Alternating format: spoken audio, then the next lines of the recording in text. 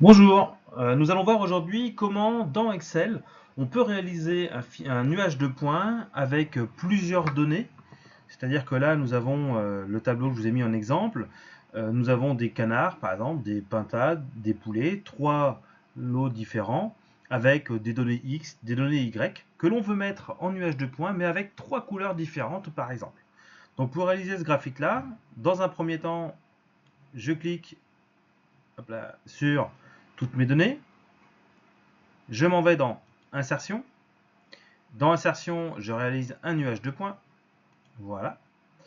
Et il me donne basiquement, dans un premier temps, les valeurs des X, les valeurs des Y. Mais sur deux données différentes. Donc nous, c'est pas ce qu'on veut. Alors, je prends mes premières données, je fais supprimer. Je prends mes deuxièmes données et je fais supprimer. Donc là, il conserve quoi? En fait, que je veux faire un nuage de points, mais il ne sait pas encore avec quoi. Donc, la deuxième étape, je vais dans sélectionner les données. Et puis là, je vais lui ajouter les données, mais par lot, justement. D'abord les canards, ensuite les pintades, ensuite les poulets. Donc je vais faire ajouter. Nom de la série, je vais aller lui dire que la série, c'est les noms, ils sont ici.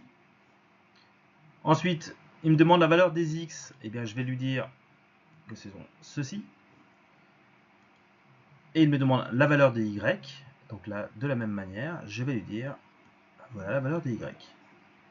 Donc maintenant que j'ai fait ça, je fais OK. Et je vois, si vous voyez bien derrière, là, voilà. Je vois que pour l'instant, il m'a bien mis mes trois points canard. Donc ensuite, je refais ajouter. Et je continue sur la deuxième, c'est-à-dire que je vais faire les pintades. Donc la valeur des X, les voilà. La valeur des Y, les voilà. Là aussi, je fais OK. Donc voilà les pintades arrivées. Et je finis par ajouter les poulets. Donc, vous voyez que pour avoir fait ça, il faut que votre tableau soit dans un premier temps bien trié par lot, sinon vous ne pourrez pas le faire. Donc je continue, les X, et enfin les Y. Donc voilà, je fais OK, et je refais OK. Là maintenant, j'ai bien un graphique avec trois données différentes. Donc ici, j'ai bien mes trois données qui sont sur le poulet, d'une couleur grise, que je pourrais remodifier si je voulais.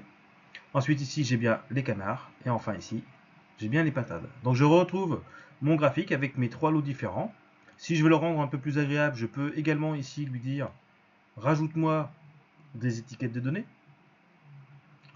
Donc les étiquettes de données, je peux choisir celles que je souhaite, ou les mettre. Je peux lui mettre une courbe de tendance, etc., etc. Voilà. Merci de m'avoir suivi sur ce tuto.